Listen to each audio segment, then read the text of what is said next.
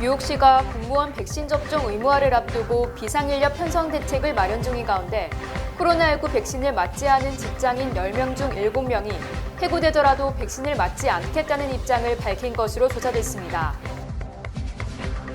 11월 2일 본선거에 앞서 뉴욕과 뉴저지에서 실시되는 조기 투표가 오는 31일 종료됩니다.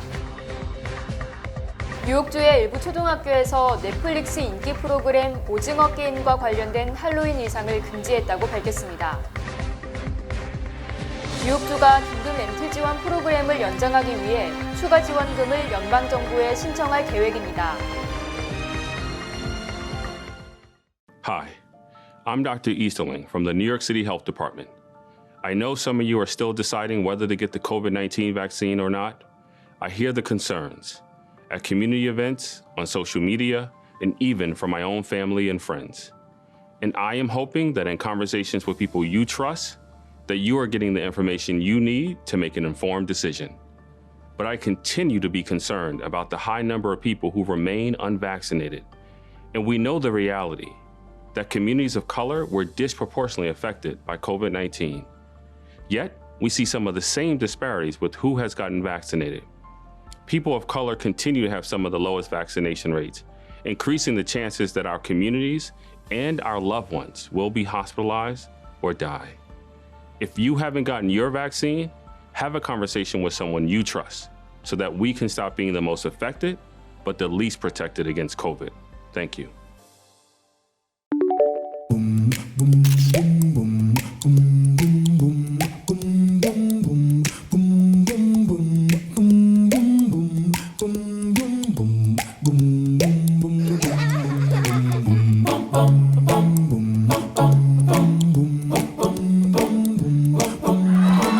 우리타운을 응원해주세요. 우리타운이 다시 웃을 수 있도록 PCB가 함께 만들어가겠습니다. Pacific City Bank. 여러분 안녕하십니까? 금요일 TKC 뉴스데스크 첫 소식입니다. 뉴욕시가 공무원 백신 접종 의무화를 앞두고 비상인력 편성 대책을 마련 중인 가운데 코로나19 백신을 맞지 않은 직장인 10명 중 7명이 해고되더라도 백신을 맞지 않겠다는 입장을 밝힌 것으로 조사됐습니다. 뉴욕시는 다음 달 1일부터 백신 접종 의무화를 실시하며 29일 오후 5시를 기해 미접종자에 대한 무급 휴직을 통보하기 시작했습니다. 특히 경찰 인력의 5분의 1 이상, 소방 인력의 30%, 청소 인력의 40% 정도가 백신 접종을 받지 않은 것으로 드러나 심각한 인력 부족 현상이 가시화됨에 따라 치안 공백 등을 막기 위해 비상인력 대책을 수립하는 등 대책 마련에 나서고 있습니다. 또 비영리 단체 카이저 가족대단이 미국 선인 1,500명을 대상으로 설문조사를 실시한 결과 고용주가 전 직원의 백신 접종을 의무화하면 현재 다니는 직장을 그만두겠다는 답변이 72%에 달했습니다. 백신을 맞거나 또는 매주 코로나19 검사를 받아 음성진단서를 제출하는 것 중 하나를 택하라고 강요당할 경우 퇴사할 것이란 응답이 37%에 달하는 등 백신 미접종자의 반발이 매우 강한 것으로 드러났습니다. 11월 2일 본선거에 앞서 뉴욕과 뉴저지에서 실시되는 조기 투표가 오는 31일 종료됩니다. 뉴욕시장, 뉴저지 주지사 등 굵직한 선거와 뉴욕시 최초의 한인 시의원, 뉴저지주 최초의 한인 조합원 의원 배출이 기대되고 있는 11월 2일 본선거가 4일 앞으로 다가왔습니다. 본선거에 앞서 지난 23일부터 시작된 조기 투표가 31일 마감됩니다. 선거 당일 투표 참여가 어려운 유권자들은 31일까지 조기 투표에 참여해 소중한 권리를 행사할 수 있습니다. 뉴욕시에서는 린다이와 줄리원 등 두 한인 여성이 뉴욕시 최초 한인 시의원에 도전합니다. 린다이 후보는 뉴욕시 의원 23선거구, 줄리원 후보는 뉴욕시 의원 26선거구를 대표하는 민주당 후보로 본선거에서 당선돼야 최종 승리가 확정됩니다. 또 뉴저지주에서는 팰리세이즈 파크, 포트리 등 대표적 한인타운을 포함하는 37선거구에서 사상 최초 한인 조합원 의원에 도전하는 앨런 박 후보가 공화당 후보와 경쟁합니다. 뉴욕과 뉴저지 한인 사회의 역사적인 선거인 만큼 한인 유권자들의 적극적인 투표 참여로 한인 정치력 신장이 한층 강화될 것으로 기대가 모아지고 있습니다. 뉴욕주의 일부 초등학교에서 넷플릭스 인기 프로그램 오징어 게임과 관련된 할로윈 의상을 금지했다고 밝혔습니다. 오징어 게임이 전 세계적인 인기를 얻고 있는 가운데 오징어 게임 관련 코스튬이 올해 가장 인기 있는 할로윈 의상으로 꼽히고 있습니다. 그러나 오징어 게임은 폭력적이고 잔인한 내용을 포함하고 있어 미성년자가 관람할 수 없습니다. 워싱턴 포스트에 따르면 이번 주 시러큐스 인근 3개 초등학교의 학부모들은 어린이들이 오징어 게임을 하고 있다는 것을 목격했다는 이메일을 받았으며 게임에 담긴 잠재적인 폭력성에 대한 우려로 아이들이 학교에서 오징어 게임을 흉내내는 것은 부적절하다는 내용이 담긴 것으로 전해졌습니다. 페이앳빌 멜리어스 학교는 교장 명의로 학부모에게 보낸 편지에서 오징어 게임 의상이 학교 복장 규정에 맞지 않는다면서 의상과 관련된 잠재적, 폭력적 메시지 때문이라고 설명했습니다. 학교 측은 복장은 학교 규정을 따라야 하며 장난감 칼, 총, 광선검 등 무기로 해석될 수 있는 것은 학교로 가져오면 안 된다며 또 지나치게 무서운 복장도 안 된다고 덧붙였습니다. 한편 오징어 게임은 패자는 목숨을 잃고 승자만 456억 원의 거액을 줄 수 있는 잔혹한 서바이벌 게임을 묘사하는 드라마로 넷플릭스 TV 시리즈 중 세계 1위를 달리며 큰 인기를 끌고 있습니다. 앞서 주요국 학교에서는 아이들이 드라마 속 설정대로 무궁화 꽃이 피었습니다 같은 놀이를 모방하다가 자칫 폭력성에 노출될 수 있다고 경고음을 내고 있습니다. 뉴욕주가 긴급 렌트 지원 프로그램을 연장하기 위해 추가 지원금을 연방정부에 신청할 계획입니다. 캐시 호컬 뉴욕주지사는 26일 뉴욕주 세입자와 집주인들은 여전히 팬데믹의 파괴적 영향을 받고 있다며 재무부에 긴급 렌트 지원 프로그램 추가 자금 신청서를 제출하겠다고 밝혔습니다. 연방재무부는 이번 주부터 ERAP 추가 자금 신청서를 받고 있습니다. 특히 재무부는 초기에 제공했던 자금을 모두 사용하지 않았던 주의 자금을 꼭 필요한 주에 재분배하겠다는 방침입니다. 기존 자금을 얼마나 효율적으로 썼는지도 주별로 평가해 추가 자금 배분 시 적용할 예정입니다. 전국적으로 더 필요한 곳에 ERAP 자금이 돌아가도록 하기 위한 정책입니다. 전날 기준 뉴욕주는 ERAP 지원금 18억 달러 가량을 할당받았고 뉴욕주 내 ERAP 신청서도 25만 건에 달합니다. 하지만 아직까지 세입자와 집주인에게 전달된 자금은 약 10억 달러 수준입니다. 연방법무부가 인종과 출신국가, 성별, 정체성, 장애 등을 타깃으로 자행되는 증오범죄 예방과 근절을 위해 2,100만 달러를 지원합니다. 연방법무부는 28일 사법 프로그램 전담국에서 증오범죄 조사와 기소 촉진, 피해자 지원을 위해 2,100만 달러를 지원한다고 밝혔습니다. 이 지원금은 조사와 기소 촉진, 피해자 지원 등에 사용돼 증오범죄를 예방하는 촉진제 역할을 할 것으로 전망됩니다. 사법지원국은 최근까지 급증해온 증오범죄 예방 근절을 위한 기술적 지원, 트레이닝 등에 840만 달러를 지원한다는 계획입니다. 또 지역사회교육과 기술적 지원 제공을 위해 180만 달러를 추가로 투입할 예정입니다. 이와 더불어 사법 프로그램 전담국에 속한 피해자 전담부서는 증오범죄로 피해를 입은 개인과 커뮤니티를 위해 200만 달러를 지원한다는 방침입니다.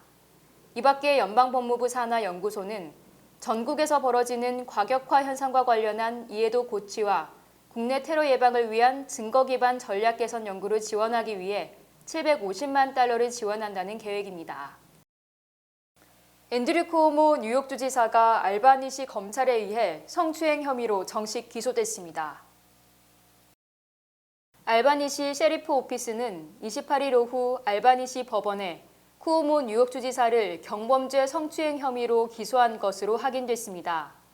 법원은 소환장을 발부했고 이에 따라 쿠오모 전 주지사는 11월 17일 법원에 출두해야 합니다.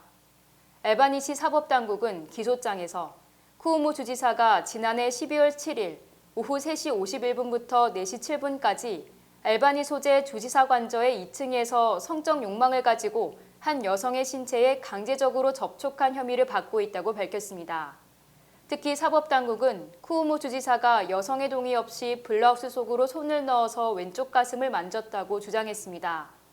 사법당국은 또 피해자의 핸드폰과 쿠오모 주지사 핸드폰의 문자 메시지, 진술서, 경찰 비행기 비행 기록 등을 증거로 제출했습니다.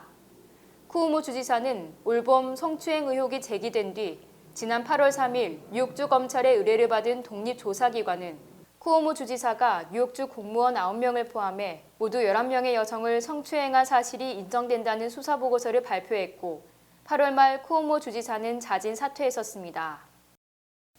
캘리포니아주의 한 국립공원에서 발견된 시신이 지난 7월 말 실종됐던 뉴저지 30세 한인 여성인 것으로 확인됐습니다. 캘리포니아주 샌 버나디오 카운티 경찰은 28일 오후 조슈아 트리 국립공원에서 12마일 떨어진 유카밸리에서 발견된 유해가 경찰이 한 달여간 숙색에 나섰던 올해 30세의 로렌조로 확인됐다고 공식 발표했습니다. 샌 버나디오 카운티 검시관도 이 같은 사실을 확인하고 독극물 여부 등 정확한 사인은 아직 밝혀지지 않았다고 설명했습니다. 한편 조 씨의 전 남자친구는 지난 6월 28일 유카타 인근의 에어비앤비에서 헤어졌으며 정신적 장애가 있는 상태였다고 경찰에 진술한 것으로 드러났습니다. 바이든 행정부가 트럼프 행정부 당시 미립국자에 대한 가족 분리 정책에 피해를 입은 불법 이민자에 1인당 45만 달러를 지급할 것으로 알려져 공화당과 국민들의 강력한 반발이 예상됩니다. 법무부와 국토안보부, 보건복지부 등은 지난 2018년 트럼프 행정부 당시 미립국자에 대한 무관용 정책으로 멕시코 국경지대에서 가족이 뿔뿔이 흩어지는 피해를 입은 미립국자 가족에 대해 1인당 45만 달러를 지급하는 방안을 검토 중인 것으로 알려졌습니다. 현재 미국 시민자유연맹은 이들 가족 분리 정책 피해자들의 위임을 받아 미국 정부를 상대로 소송을 제기해 한 가구당 340만 달러 배상을 요구하고 있습니다. 이에 대해 미국 정부는 한 가구당 100만 달러, 1인당 45만 달러를 주겠다며 합의를 요청한 것으로 알려지고 있습니다. 트럼프 행정부 당시 가족 분리 정책에 따라 분리 수용된 어린이는 5,500명에 달하며 현재 940가구가 소송에 동참한 상황이어서 미국 정부가 지불할 합의금이 최대 9억 4천만 달러에 이를 것으로 추정됩니다. 이 같은 거액 합의 검토설이 알려지자 아칸사스 출신 톰 코튼 공화당 연방 상원의원은 내 집에 침입한 강도에게 돈을 준다는 것은 상상도 할 수 없는 일이다. 오히려 강도가 침입해 우리가 정신적 트라우마를 겪고 있다고 주장했습니다. 특히 1인당 45만 달러, 가구당 100만 달러를 지급한다면 이는 완전히 정신 나간 짓이라고 비판했습니다. 바이든 대통령과 민주당이 추진하던 억만장자세를 포기하고 부자들에 대한 부가세를 신설하기로 하는 등 증세안이 계속 오락가락하고 있습니다. 바이든 대통령과 민주당은 세수 증대를 위해 법인세 인상을 고려하다 억만장자세를 추진했으나 이 또한 포기한 뒤 고소득자에 대한 부가세를 신설할 것이라고 밝혔습니다. 부자들에 대한 부가세는 연간 조정소득 1,000만 달러 이상의 고소득자에 대해 연 5%에서 8%에 달하는 부가세를 물리고 연수익 10억 달러 이상인 기업에 대해 법인세를 15%를 부과시키기로 했습니다. 연소득 1,000만 달러 이상은 5%, 2,500만 달러 이상이면 8%의 부가세를 부과하며 이에 따라 최고부유층 소득세율은 45%로 인상될 것으로 보입니다. 반면 당초 600달러 이상의 은행 입출금 내역 자동보고를 추진하다 연 10,000달러로 올렸으나 이마저 강력한 반대에 부딪히자 결국 포기했습니다. 특히 700명에 달하는 억만장자의 미실현 소득에 거액 세금을 부과하는 정책은 거부들의 강력한 반대는 물론 소득이 있는 곳에 세금을 부과한다는 헌법 정신에 위배된다는 논란이 일자 없던 일이 돼버렸습니다. 미국 정보기관들이 아프간 정보 수집 및 분석 과정에서 총체적으로 실패했다는 분석이 제기됐습니다. 월스트리트저널은 28일 중앙정보국과 국방정보국, 국가정보국, 국무부 산하 정보부서 등 4개 정보기관의 아프간 보고서 20여 건을 검토한 결과 총체적 실패를 알 수 있다고 보도했습니다. 국방정보국은 아프간 정부의 능력을 과대평가하고 탈레반의 능력을 과소평가했으며 특히 카불 함락 한 달 전인 7월에 발간한 보고서에는 아프간 정부가 카불에 대한 지배력을 유지할 것이라고 분석했습니다. CIA 역시 미군이 철수하면 아프간 정부가 무너질 것이라고 분석했지만 철군 전에 카불이 함락되는 등 급격한 몰락을 예측하지 못한 것으로 드러났습니다. CIA는 미군 철수 이후 첫째, 아프간 정부가 카불 등 주요 지역을 장악, 둘째, 아프간 및 탈레반의 권력 양분, 셋째, 탈레반의 완전 장악 등 세 가지 시나리오를 예측했지만 철군 이전의 탈레반의 완전 장악은 예상치 못했습니다. 바이든 행정부도 정보기관들이 아프간 군대의 능력을 근거도 없이 과대평가하는 등 잘못된 보고를 함으로써 정책 혼선을 초래했다며 정보기관에 책임을 미루는 것으로 알려졌습니다. 타이완과 관련된 미국과 중국의 갈등이 심각한 국면입니다. 물리적인 충돌까지 빚어질 수 있다는 불안감이 확산되고 있습니다. 바이든 대통령은 리커창 총리 면전에서 직설적으로 중국을 비판했습니다. SBS 송욱 특파원이 보도합니다. 미국 대통령으로선 4년 만에 아세안 정상들과 회의에 참석한 바이든 대통령. 리커창 중국 총리도 참석한 가운데 타이완과 남중국해 인권 문제를 꺼내며 중국을 향해 직격탄을 날렸습니다. 특히 타이완에 대한 중국의 강압적 행동을 우려한다며 미국은 타이완에 바위처럼 단단한 약속을 했다고 강조했습니다. 앞서 바이든 대통령은 중국이 타이완을 공격할 경우 미국의 방어 책무가 있다는 발언으로 그동안의 전략적 모호성과는 달라졌다는 평가를 받았습니다.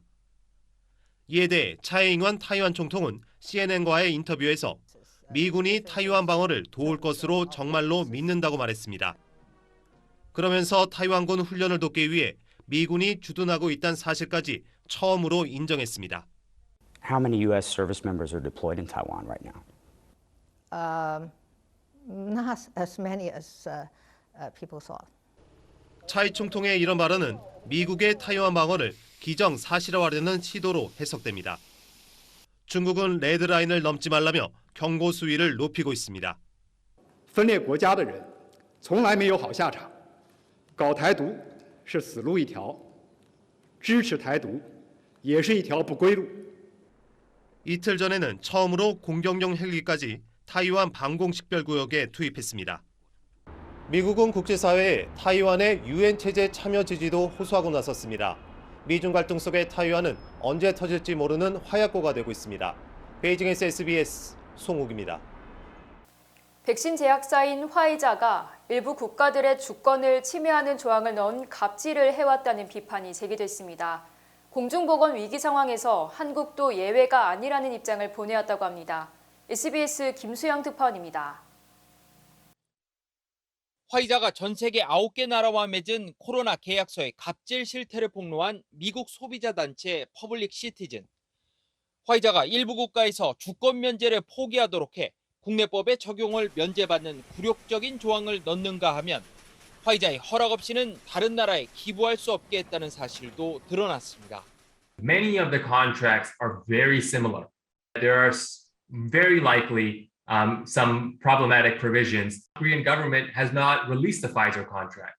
That itself is very problematic. 보도 이후 화이자는 한국 화이자 이름으로 SBS에 입장문을 보내왔습니다. 면책 조항은 국제적 공중보건 위기 상황 속에서 일반적인 조항이라며 모든 국가에서 동일한 면책을 추구한다고 밝혀 한국도 예외가 아님을 시사했습니다. 또 여러 국가에서 백신 기부나 공여가 이뤄졌다면서 한 나라의 중요한 자산에 개입하려는 의도는 전혀 없다고 덧붙였습니다. 하지만 실제로 주권 면제 포기를 요구했는지 백신 기부에 화이자의 동의를 받도록 했는지 등에 대한 설명은 없었습니다. 먹는 코로나 치료제 몰누피라비르를 개발한 미국 제약사 머크는 저소득 국가에서도 복제약을 제조할 수 있도록 허용한다고 발표했습니다. 이에 따라 저소득 국가에서는 닷새 동안 먹어야 하는 1회분 약값 83만 원이 2만 3천 원 정도로 낮아질 것으로 전망됩니다. 세계보건기구 WHO는 세계 곳곳에서 저렴하게 치료제를 만들어 공급할 수 있게 됐다며 환영했습니다. 머크사의 결정은 백신 제조사인 화이자, 모더나에게도 큰 압박으로 작용할 것으로 예상됩니다. 워싱턴에서 SBS 김수영입니다. 주요 단신 전해드립니다.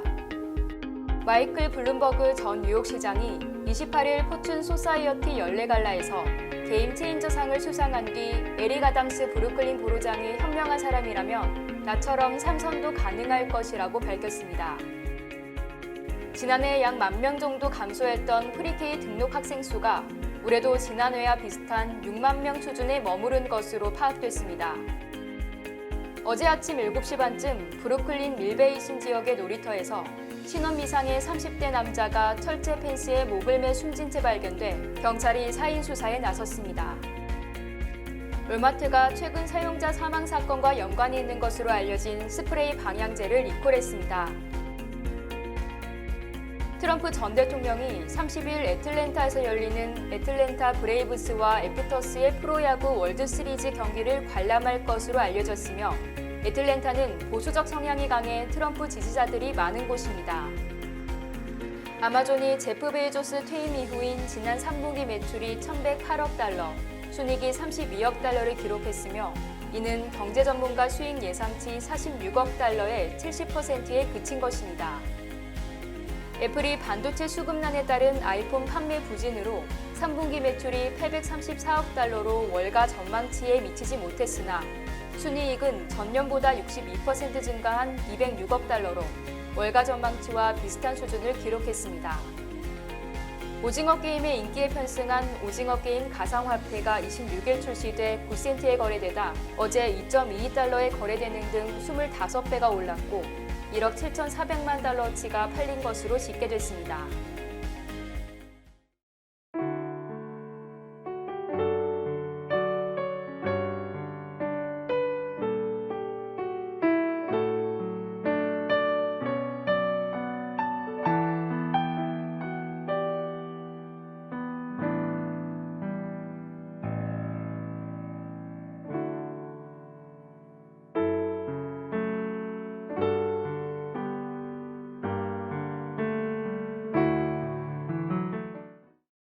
정재건 작가가 2021 아트엑스포 뉴욕에 전시합니다. 전 세계 아티스트가 참여하는 아트엑스포 뉴욕은 10월 28일부터 31일까지 개최됩니다. 지난 2019년 아트엑스포에서 제 청의 이름으로 성공적인 작가 데뷔를 한 정 작가는 인생 산막에 들어서 아티스트의 꿈을 이루고 있습니다. 2021 아트엑스포 뉴욕은 맨해튼 피어 36에서 열립니다. 정 작가의 작품뿐 아니라 수만 개의 작품을 감상할 수 있는 기회를 놓치지 않길 바랍니다. H마트 리지필드점에서 돌려라 행운의 룰렛 이벤트를 진행합니다. 2022년 1월 2일까지 매주 금요일, 토요일, 일요일 오후 12시부터 8시까지 40달러 이상 구매 시 1번, 80달러 이상 구매 시 2번, 150달러 이상 구매 시 룰렛에 3번 참여하실 수 있습니다. 리지필드점에서 40불 이상 구매하시고 룰렛 이벤트에서 경품 받아가세요. 여러분들의 많은 성원 부탁드립니다. 외국에서도 꼭 챙겨야 할 소중한 나의 한 표. 아직 안 하셨다면 지금 바로 신고 신청하세요. 제20대 대통령 재외선거를 투표하려면 2022년 1월 8일까지 국외 부재자 재외선거인 신고 신청을 해야 합니다.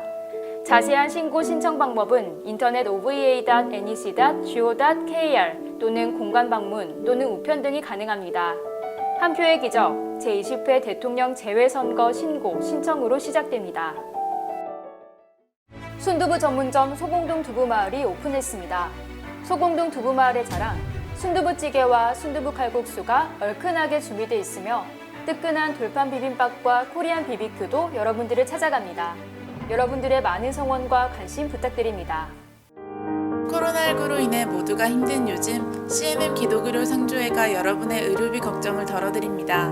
25년간 크리스천들이 함께해온 CMM 기독의료 상조회와 함께 의료비 대책을 마련하세요. CMM 설명회도 개최하고 있습니다. 날씨 전해드립니다. 토요일인 내일은 비가 올 것으로 예상됩니다. 내일 낮 최고 기온은 64도, 밤 최저 기온은 56도입니다. 해 뜨는 시각은 오전 7시 24분, 해 지는 시각은 오후 5시 53분입니다.